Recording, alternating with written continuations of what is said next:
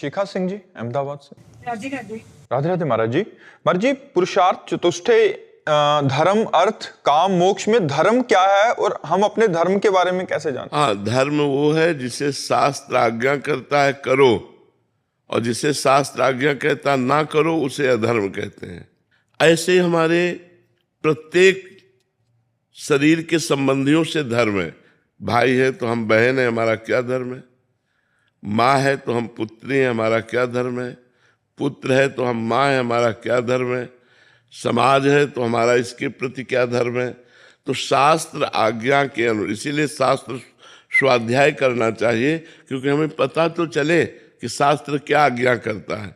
अगर शास्त्र स्वाध्याय हम करेंगे और संतों का संग करेंगे, संतों की वाणी सुनेंगे, तो हमको पता चल जाएगा क्या धर्म है और क्या अधर्म है। जिसे कहा जाता है करो वो धर्म है, और जिसे कहा जाता है ये ना करो उसे अधर्म है। वैसे प्रायः लोगों को पता होता है, प्रायः, पर अंदर की बात जो ना मानने के कारण वो गलत आचरण कर देते हैं। नहीं तो जहां हम अधर्म करना चाहेंगे तो हमारे अंदर की एक आवाज आएगी, आप देखना अंदर से यार ये गलत है, पर बहुत धीमी आवाज होती है, उसे अंतर्मुख से सुन सकते हैं। अगर उसे मान लो तो पाप होगा ही नहीं। लेकिन हम लोग उनकी अंदर की बात ना मानकर मन की बात मान लेते हैं, और मन के अनुसार जब करते हैं तो पाप बन जाता है। तो जो शास्त्र और संत आज्ञा करें वो धर्म, और जो शास्त्र और संत निषेध करें वो अधर्म। शेफाली जी। राधे राधे। राधे राधे महाराज जी। महाराज जी, कई बार आपके श्रीमुख से शरणागति के बारे में सुना है। महाराज जी, किस तरह करते हैं शरणागति, ऐसा सुना है। कई बार सोचती हूँ अब ज्यादा विचार नहीं करूंगी, सब श्री जी संभाल लेंगी, ईर्ष्या नहीं करूंगी, गुस्सा नहीं करूंगी, कल से पक्का अंदर से ये परिवर्तन लाऊंगी। फिर भी वही टेंशन, वही सोचना, वही दिमाग में चलते रहना। महाराज जी, जब तक नाम जप नहीं होगा तब तक बात नहीं बनेगी। अधिक से अधिक नाम जप करो। पहले हमारे जितने भी पात्र हैं ये पवित्र हों, इंद्रियां, मन, बुद्धि, चित्त, अहंकार, तब बात समझ में आएगी। शरणागति का मतलब पूर्ण आत्मसमर्पण। अब पूर्ण जिसका आत्मसमर्पण हो जाता है, अब उसकी कोई इच्छा नहीं होती।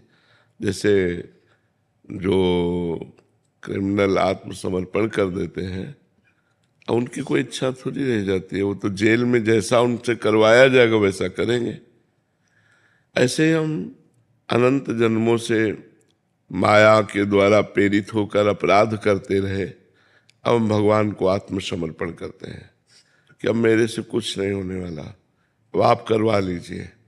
अंदर से हे प्रभु आप करवा लीजिए।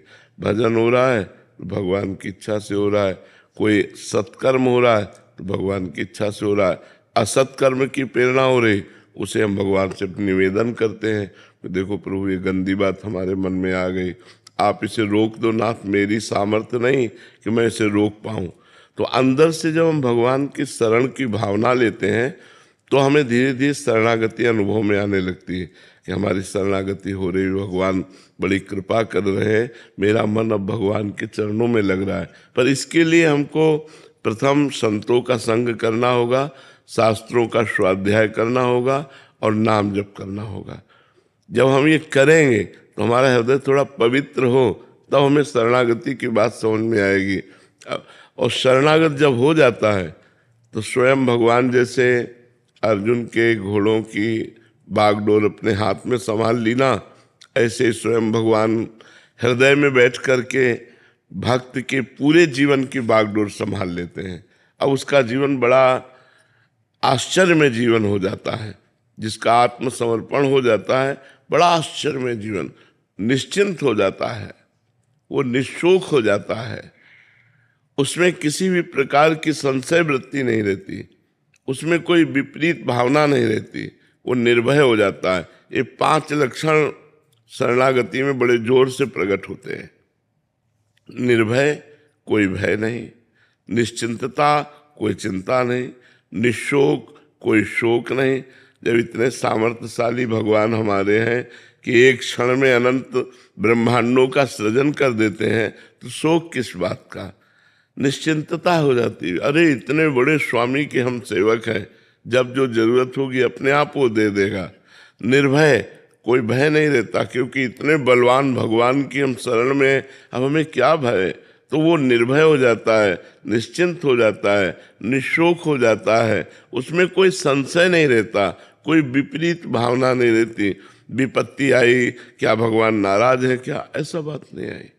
ये हमारे कर्म के अनुसार, प्रारब्ध के अनुसार आई है। भगवान हमें सामर्थ्य देंगे इससे भी निकलने की, वो उसके लिए भी भगवान की शरणागति रहती है। विपत्ति में और संपत्ति में, दोनों में भगवान के आश्रित रहना।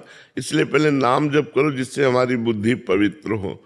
नाम जप से बुद्धि पवित्र होगी और पवित्र बुद्धि भगवान की शरण में होगी।